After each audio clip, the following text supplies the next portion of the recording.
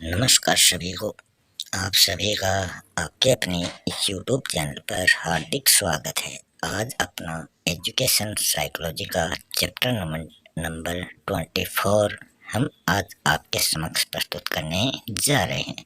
ये चैप्टर जो है ये मोटिवेशन मतलब अभिप्रेरणा व सीखने से संबंधित टॉपिक है। इसमें सबसे पहले हम देखेंगे प्रेरणा का अर्थ क्या होता है और इसकी अलग अलग विद्वानों द्वारा दी गई परिभाषाएं। अंग्रेजी में मोटिवेशन जो शब्द है इसकी उत्पत्ति लैटिन भाषा के मोटम शब्द धातु से हुई है। ये क्वेश्चन भी कई बार पूछा जा चुका है कि ये किस भाषा का शब्द है। लैटिन भाषा के मोटम शब्द से इसकी उत्पत्ति हुई है, जिसका अर्थ होता है मूव या फिर मोटर या फिर मोशन। प्रेरणा के शाब्दिक और मनोवैज्ञानिक अर्थों में हमें अंतर देखने को मिलता है। प्रेरणा के शाब्दिक अर्थ में हमें किसी कार्य को करने का बोध होता है कि कोई भी कार्य करते हैं तो उसके करने का बोध होना ही शाब्दिक अभिप्रेरणा है। इस अर्थ में हम किसी भी उत्तेजना को प्रेरणा कह सकते हैं। हमारी उस कार्य के प्रति जो उत्तेजना होगी वही क्या होगी, प्रेरणा होगी, क्योंकि उत्तेजना के अभाव में किसी प्रकार की प्रतिक्रिया संभव नहीं होती है। हमारी हर एक प्रतिक्रिया या व्यवहार का कारण कोई ना कोई उत्तेजना अवश्य होती है। यह उत्तेजना आंतरिक भी हो सकती है या फिर ये उत्तेजना जो है ये बाह्य भी हो सकती है। ये तो हमने देख लिया इसका शाब्दिक अर्थ। अब हम इसका मनोवैज्ञानिक अर्थ और देख लेते हैं। मनोवैज्ञानिक अर्थ में प्रेरणा से हमारा अभिप्राय है केवल आंतरिक उत्तेजनाएं जिन पर हमारा व्यवहार आधारित होता है। इस अर्थ में बाह्य उत्तेजनाओं को किसी प्रकार का कोई महत्व नहीं दिया जाता। दूसरे शब्दों में प्रेरणा जो है ये एक आंतरिक शक्ति है जो व्यक्ति को कार्य करने के लिए प्रेरित करती है। ये आंतरिक शक्ति है, आंतरिक उत्तेजना द्वारा ये मनोवैज्ञानिक प्रेरणा हमें प्राप्त होती है जो व्यक्ति को उसके कार्य की ओर अग्रसर होने के लिए प्रेरित करती है। यह एक अदृश्य शक्ति है जो अदृश्य जो दिखाई ना दे, मतलब जिसको देखा नहीं जा सकता। इस पर आधारित व्यवहार को देखकर केवल उसका अनुमान ही लगाया जा सकता है। क्रैक एंड क्रिटफील्ड महोदय ने लिखा है कि प्रेरणा का प्रश्न क्यों का प्रश्न है। तो ये इनके द्वारा दी गई एक परिभाषा है।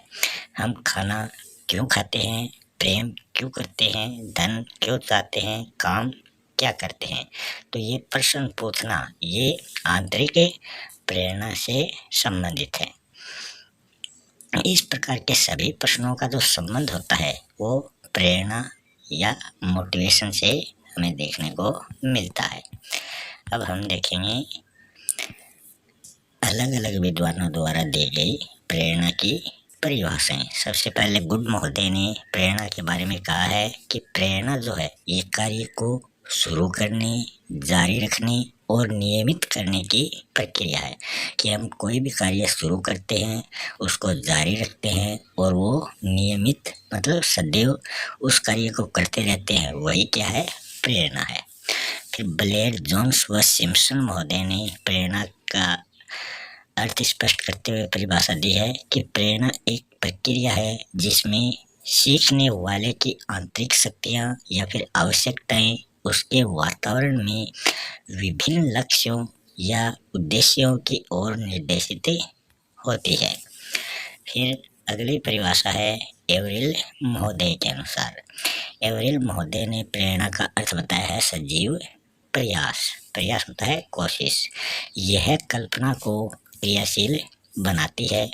यह मानसिक शक्ति के गुप्त और अज्ञात स्रोतों को जागृत और प्रयुक्त करती है। यह हृदय को स्पंदित करती है। यह निश्चय, अभिलाषा और अभिप्राय को पूर्णतया मुक्त करती है। यह बालक में कार्य करने, सफल होने और विजय पाने की इच्छा को सदैव प्रोत्साहित करती रहती है। फिर हम देखेंगे मोटिवेशन के काइंड्स, मतलब प्रेरणा के कौन कौन से प्रकार होते हैं। ऊपर तो हमने देखा था आंतरिक और मनोवैज्ञानिक, वो तो इसके अर्थ से। अब प्रकार में आएंगे इसके सकारात्मक और नकारात्मक। सकारात्मक प्रेरणा जो होती है, पॉजिटिव मोटिवेशन, उसमें क्या होता है, बालक किसी कार्य को अपनी स्वयं की इच्छा से करता है, कि जो कार्य उस बालक को पसंद है वो बालक वही कार्य करना चाहता है। इस कार्य को करने से उसे सुख और संतोष की प्राप्ति होती है। शिक्षक विभिन्न प्रकार के कार्यक्रमों का आयोजन और स्थितियों का निर्माण करके बालक को सकारात्मक प्रेरणा प्रदान करता है। इसी प्रेरणा को आंतरिक प्रेरणा कहा जाता है। दूसरी, जिसे बाह्य प्रेरणा कहते हैं, वो है नकारात्मक प्रेरणा, नेगेटिव मोटिवेशन। नेगेटिव मोटिवेशन में बालक जो होता है वो किसी कार्य को अपनी स्वयं की इच्छा से न करके किसी दूसरे की इच्छा, जो जिसे हम बाह्य व्यवहार कहते हैं, उसके प्रभाव में आकर वो करता है, कि कोई उस पर दबाव डलवा कर वो कार्य करवाता है, तो वो होती है नकारात्मक प्रेरणा। इस कार्य को करने से उसे किसी वांछनीय या फिर निश्चित उद्देश्य की प्राप्ति होती है।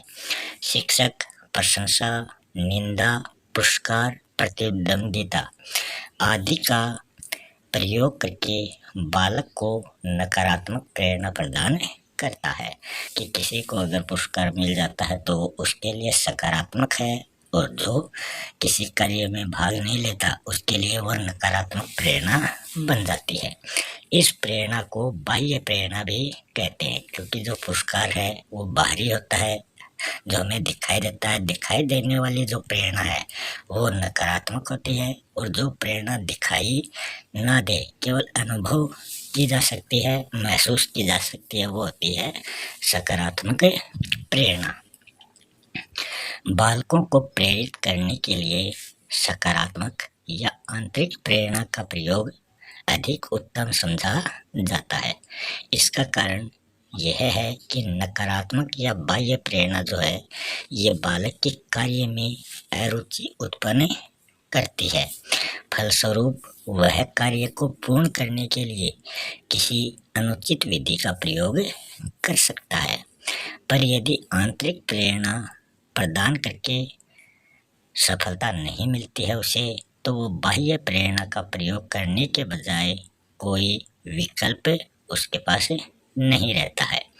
फिर भी शिक्षक का प्रयास यही होना चाहिए कि वह आंतरिक प्रेरणा का प्रयोग करके बालक को उस कार्य को करने के लिए प्रोत्साहित करे।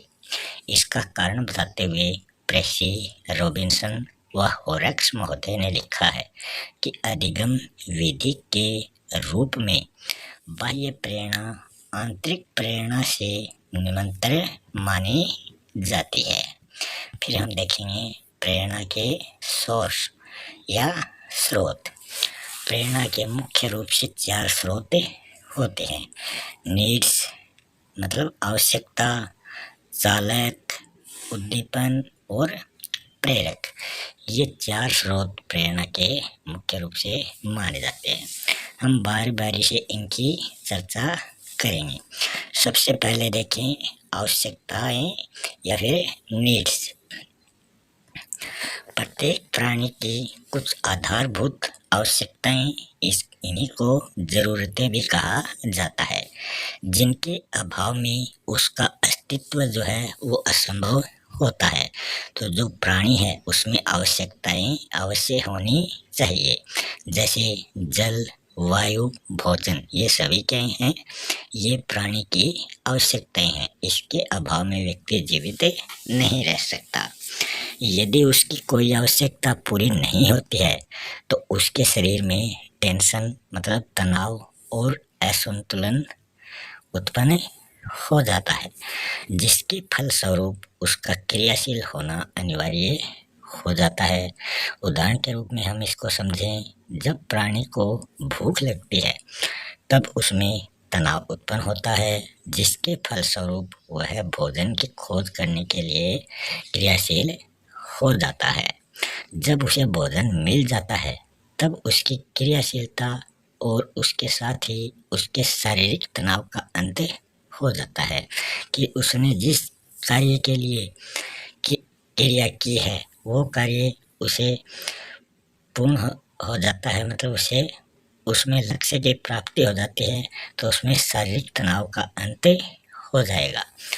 बोरिंग, लैंगफील्ड और वेल्ड महोदय ने कहा है कि आवश्यकता जो है वो शरीर की कोई जरूरत या अभाव है, जिसके कारण शारीरिक असंतुलन या तनाव उत्पन्न हो जाता है। इस तनाव में ऐसा व्यवहार उत्पन्न करने की प्रवृत्ति होती है जिससे आवश्यकता के फलस्वरूप उत्पन्न होने वाला असंतुलन समाप्त हो जाता है। फिर हम देखें दूसरा जो स्रोत है वो है चालक। चालक में क्या है, प्राणी की आवश्यकताएं जो हैं उनसे संबंधित चालकों को जन्म देती हैं। उदाहरण के रूप में हम देखें, भोजन जो है वो तो प्राणी की आवश्यकता या जरूरत है। यह आवश्यकता उसके भूख चालक को जन्म देती है। मतलब भोजन जो है वो तो आवश्यकता है और भूख जो है वो चालक है। इसी प्रकार पानी की आवश्यकता प्यास है। पानी की आवश्यकता, पानी तो आवश्यकता है और प्यास उसकी चालक है, चालक की उत्पत्ति का कारण होती है। चालक प्राणी को एक निश्चित प्रकार की क्रिया या व्यवहार करने के लिए सदैव प्रेरित करता रहता है। उदाहरण के रूप में हम देखें, भूख चालक उसे भोजन की खोज करने के लिए सदैव प्रेरित करता रहता है। अतः हम बोरिंग, लैंगफील्ड और वेल्ड महोदय के शब्दों में कह सकते हैं कि चालक जो है वो शरीर की एक आंतरिक क्रिया या दशा है जो एक विशेष प्रकार के व्यवहार के लिए प्रेरणा प्रदान करती है। फिर तीसरा जो स्रोत है वो है उद्दीपन। किसी वस्तु की आवश्यकता उत्पन्न होने पर उसको पूरा करने के लिए चालक उत्पन्न होता है। चालक के द्वारा ही वो क्रिया पूर्ण होती है। जिस वस्तु में यह आवश्यकता जिस वस्तु से यह आवश्यकता पूरी नहीं होती है उसे उद्दीपन कहा जाता है। कि जिस कार्य के लिए हम कार्य करते हैं उसकी पूर्ति नहीं होती है तो वो उद्दीपन कहलाता है। उदाहरण के रूप में हम देखें, भूख जो है वो एक चालक है और भोजन क्या है, भोजन आवश्यकता है और भूख चालक को भोजन जो आवश्यकता है वही संतुष्ट कर सकती है। अतः भूख चालक के लिए भोजन जो है वो उद्दीपन के रूप में भी जाना जा सकता है और आवश्यकता के रूप में भी भोजन जाना जाता है। इस प्रकार काम चालक का उद्दीपन है दूसरे लिंग का व्यक्ति, क्योंकि उसी से यह चालक संतुष्ट होता है। अतः हम बोरिंग, लैंगफील्ड और वेल्ड महोदय के शब्दों में कह सकते हैं कि उद्दीपन की परिभाषा उस वस्तु, स्थिति या क्रिया के रूप में देखने को मिलती है या की जा सकती है जो व्यवहार को उद्दीपित, उत्साहित और निर्देशित करता है। फिर है आवश्यकता, चालक व उद्दीपन। इन तीनों का क्या संबंध होता है? हमने आवश्यकता, चालक और उद्दीपन के बारे में जो कुछ लिखा है उससे सिद्ध हो जाता है कि इन तीनों का एक दूसरे से संबंध होता है। इस संबंध को आवश्यकता, चालक, उद्दीपन सूत्र के रूप में व्यक्त करते हुए हिलगार्ड महोदय ने लिखा है कि आवश्यकता चालक को जन्म देती है। चालक बढ़े हुए तनाव की दशा है जो कार्य और प्रारंभिक व्यवहार की ओर अग्रसर करता है। उद्दीपन जो है यह बाह्य वातावरण की कोई वस्तु होती है जो आवश्यकता को संतुष्ट करती है और इस प्रकार क्रिया के द्वारा चालक को कम कर देती है। तो ये इन तीनों का संबंध है। फिर हम देखें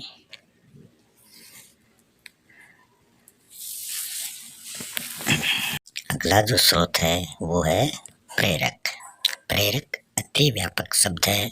इसके अंतर्गत उद्दीपन के अतिरिक्त चालक, तनाव, आवश्यकता सभी इसके अंतर्गत शामिल हो जाते हैं।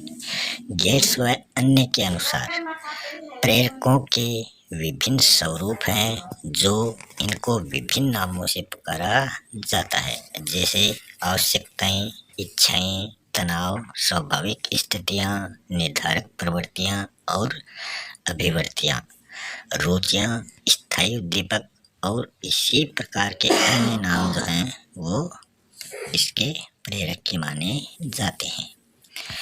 प्रेरक जो है ये क्या है, इस संबंध में विद्वानों में बहुत मतभेद देखने को मिलता है।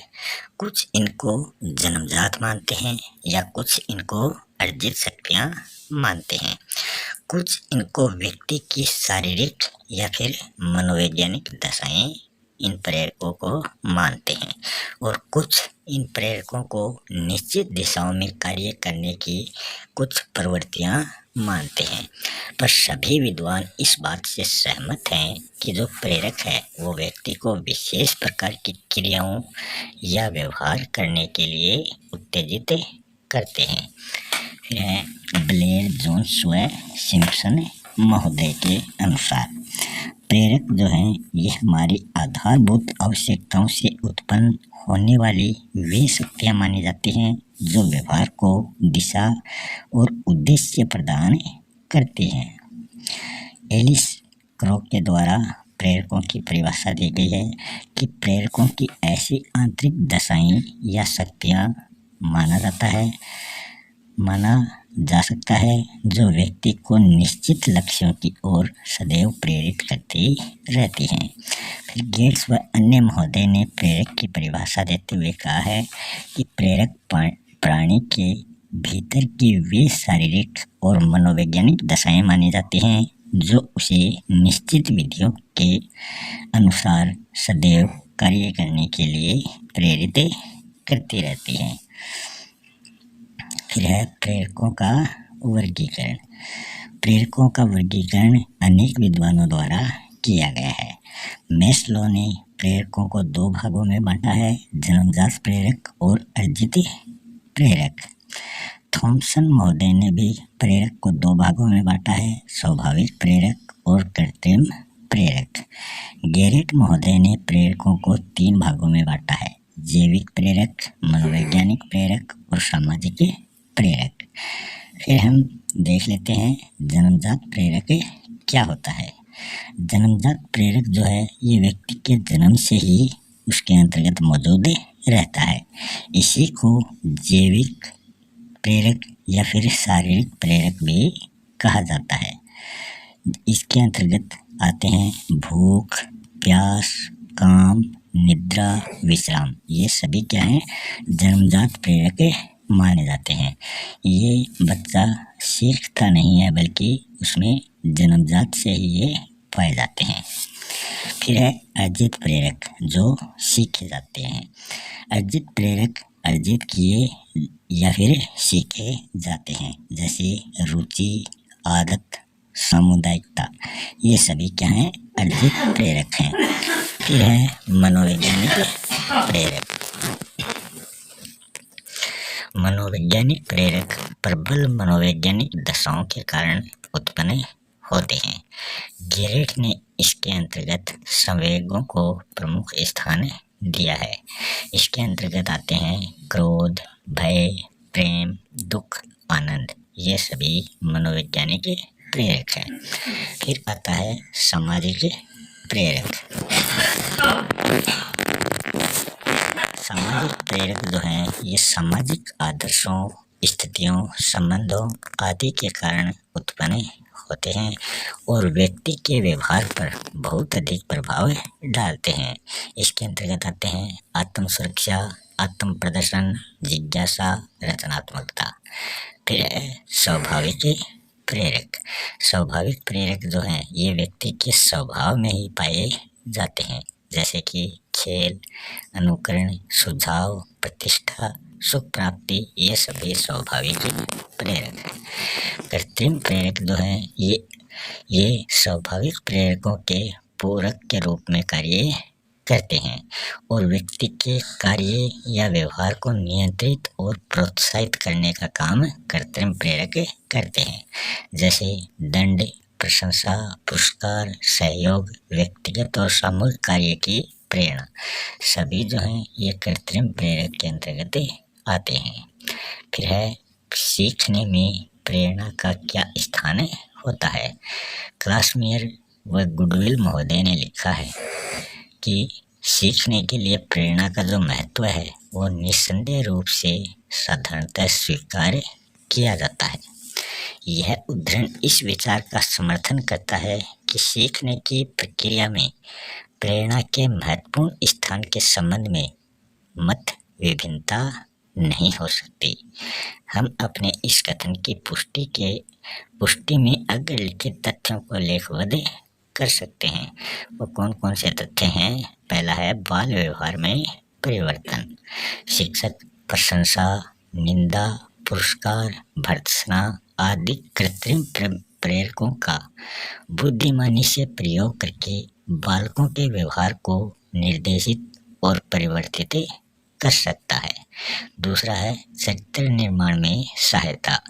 शिक्षक बालकों को उत्तम गुणों और आदर्शों को प्राप्त करने के लिए प्रेरित कर सकता है। इस प्रकार वह उनके चरित्र निर्माण में सहायता दे सकता है। अगला है ध्यान केंद्रित करने में सहायता। शिक्षक बालकों को प्रेरित करके उन्हें अपने ध्यान को पाठ्य विषय पर केंद्रित करने में सहायता दे सकता है। फिर है मानसिक विकास। प्रेरक जो है वो छात्र को अपनी सीखने की क्रियाओं को प्रोत्साहन देते हैं। अतः शिक्षक जो है वो प्रेरकों का प्रयोग करके छात्रों को ज्ञान का अर्जन करने के लिए प्रोत्साहित कर सकता है। इस प्रकार वह उनके मानसिक विकास में अपूर्व योग दे सकता है। अगला है रुचि का विकास। थॉमसन महोदय ने लिखा है कि जो प्रेरणा है वो छात्र में रुचि उत्पन्न करने की एक कला है। अतः शिक्षक प्रेरणा का प्रयोग करके बालकों में कार्य या अध्ययन के प्रति उनकी रुचि का विकास कर सकता है। इस प्रकार वह उनके लिए ज्ञान प्राप्त करने का कार्य सरल बना सकता है। अगला है अनुशासन की भावना का विकास। शिक्षक जो है वो बालकों को अच्छे कार्य करने के लिए प्रेरित कर सकता है। इस प्रकार वह उनमें अनुशासन की भावना का विकास करके अनुशासनहीनता की समस्या का समाधान कर सकता है। फिर है सामाजिक गुणों का विकास। शिक्षक बालकों को सामुदायिक कार्यों में भाग लेने के लिए सदैव प्रेरित करके उनमें सामुदायिक भावना और सामाजिक गुणों का विकास कर सकता है। इस प्रकार वह उनको समाज के अच्छे और उपयोगी सदस्य बनने का प्रशिक्षण उन्हें देता है। अगला बिंदु है अधिक ज्ञान का अर्जन।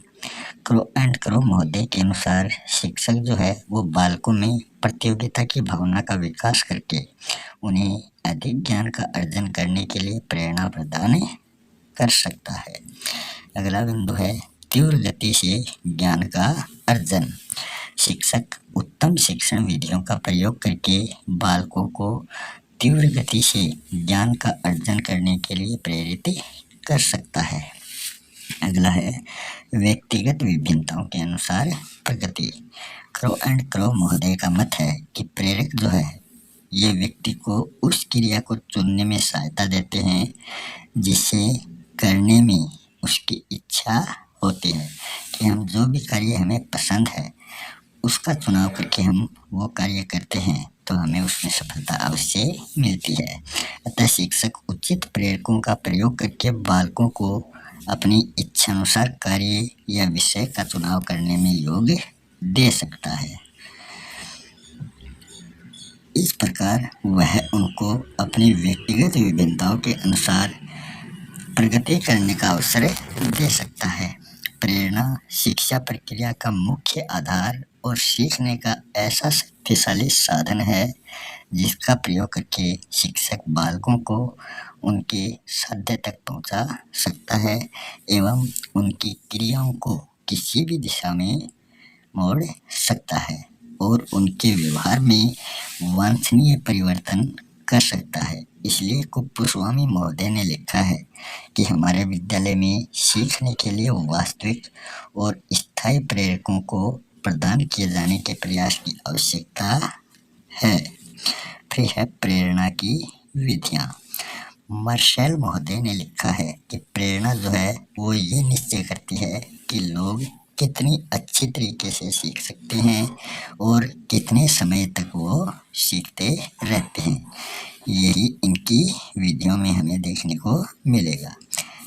उक्त शब्द इस बात के साक्षी हैं कि बालक प्रेरणा प्रदान करके अपने सीखने के कार्य में पूर्ण रूप से सफल हो सकते हैं। अतः उनको प्रेरणा प्रदान की जानी आवश्यक है। ऐसा अग्रलिखित विधियों का प्रयोग करके किया जा सकता है। पहली विधि है रुचि। प्रेरणा प्रदान करने वाली जो पहली विधि है वो है बालकों की पाठ में रुचि उत्पन्न करना। अतः शिक्षक को पढ़ाए जाने वाले पाठ को बालकों की रुचियों से संबंधित करके उन्हें अध्यापन करवाना चाहिए। प्रेसी, रॉबिन्सन व हॉरेक्स महोदय ने इसके संबंध में कहा कि रुचि जो है वो छात्रों का ध्यान आकर्षित करने का सर्वप्रथम उपाय माना जाता है। अगर उनमें रुचि उत्पन्न नहीं की जाएगी तो उनके लिए वो पाठ नीरस हो जाता है। उसमें रुचि उत्पन्न करने के लिए उत्तम शिक्षण विधियों का प्रयोग किया जाएगा। दूसरा है सफलता। प्रेरणा प्रदान करने की दूसरी विधि जो है वो बालकों को अपने कार्य में सफल बनाना माना जाता है। अतः अध्यापक को सदैव ये प्रयास करना चाहिए कि उनको सीखने वाले कार्य में सफलता प्राप्त हो। फ्रेंडसन महोदय ने इसके संबंध में लिखा है कि सीखने के सफल अनुभव अधिक सीखने की प्रेरणा देते हैं। फिर है प्रतिद्वंद्विता। प्रेरणा प्रदान करने की तीसरी विधि मानी जाती है जो बालकों में प्रतिद्वंद्विता की भावना का विकास इसके अंतर्गत किया जाता है। अतः अध्यापक को बालकों में स्वस्थ प्रतिद्वंद्विता का विकास करना चाहिए। वागन व डिरेशन महोदय ने इसके संबंध में लिखा है, शिक्षा शास्त्र के संपूर्ण इतिहास में प्रतिद्वंद्विता को प्रेरणा प्रदान करने के लिए प्रयोग किया जाना चाहिए। प्रतिद्वंद्विता क्या होती है? होड़, प्रतिस्पर्धा। फिर है सामूहिक कार्य। प्रेरणा प्रदान करने की चौथी विधि है, इसमें बालकों को सामूहिक कार्यों में भाग लेने के लिए प्रोत्साहित किया जाता है। इस प्रकार के कार्यों में बालकों को विशेष आनंद प्राप्त होता है। अतः शिक्षक को सामूहिक कार्यों की व्यवस्था करनी चाहिए। प्रोजेक्ट मेथड में सामूहिक कार्य पर ही सदैव बल दिया जाता है। फिर है प्रशंसा। प्रेरणा प्रदान करने की पांचवी जो विधि है वो प्रशंसा मानी जाती है। अच्छे कार्यों के लिए बालकों की प्रशंसा ये पांचवी विधि में किया जाता है। अतः शिक्षक को उचित अवसरों पर बालकों के अच्छे कार्यों की प्रशंसा उनको करनी चाहिए। फ्रेंडसन महोदय ने प्रशंसा के संबंध में लिखा है कि उचित समय और स्थान पर प्रयोग किए जाने पर प्रशंसा प्रेरणा का एक महत्वपूर्ण कारक है। फिर है आवश्यकता का ज्ञान। प्रेरणा प्राप्त करने की छठी विधि है बालकों का सीखे जाने वाले कार्य की आवश्यकता का ज्ञान कराना। बालकों को सीखे जाने वाले कार्य की आवश्यकता से परिचित कराना। अतः किसी कार्य को करवाने से पूर्व शिक्षक को बालकों को यह बता देना चाहिए कि यह कार्य उनकी किन आवश्यकताओं को पूरा करेगा। हरलोक महोदय ने आवश्यकता के ज्ञान के संबंध में कहा है कि बालक को मुख्य आवश्यकताएं उसके सीखने में उद्दीपनों का कार्य करती हैं। फिर है परिणाम का ज्ञान। ये प्रेरणा प्राप्त करने की सातवीं विधि है बालकों को पाठ्य विषय के परिणामों से परिचित कराना। अतः उसका शिक्षण करने से पूर्व अध्यापक को बालकों को ये बता देना चाहिए कि उसको पढ़ने से वे किस प्रकार लाभान्वित हो सकते हैं। वुडवर्थ ने परिणाम के ज्ञान के संबंध में लिखा है कि जो प्रेरणा है ये परिणामों के तात्कालिक ज्ञान से प्राप्त होती है। अगली विधि है खेल विधि का प्रयोग। प्रेरणा प्रदान करने की 8वीं जो विधि है ये है बालकों को शिक्षा देने के लिए खेल विधि का प्रयोग शिक्षक को करना चाहिए।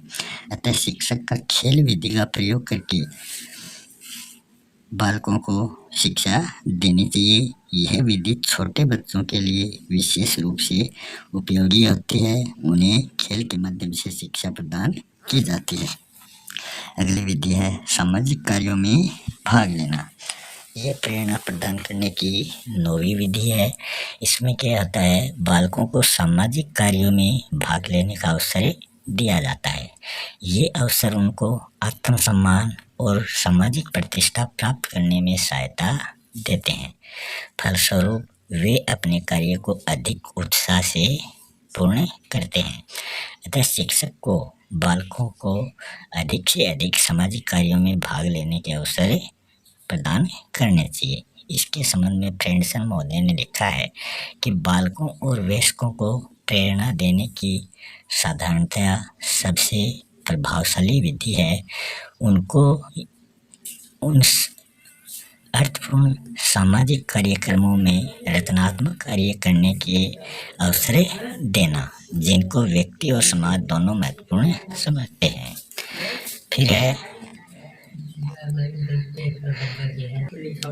फिर है कक्षा का वातावरण।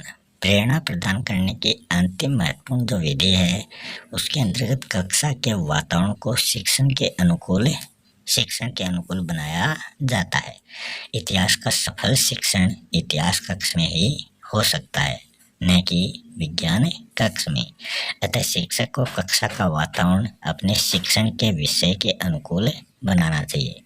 फ्रेंडसन ने कक्षा के वातावरण के संबंध में लिखा है कि अच्छा शिक्षक प्रभावशाली प्रेरणा के लिए शिक्षण सामग्री से संपन्न, अर्थपूर्ण और निरंतर परिवर्तनशील कक्षा कक्ष के वातावरण पर निर्भर करता है। इसी के साथ ये चैप्टर यहीं समाप्त हो चुका है। मिलते हैं नेक्स्ट वीडियो में एक नए टॉपिक के साथ। तब तक के लिए जय हिंद, जय भारत।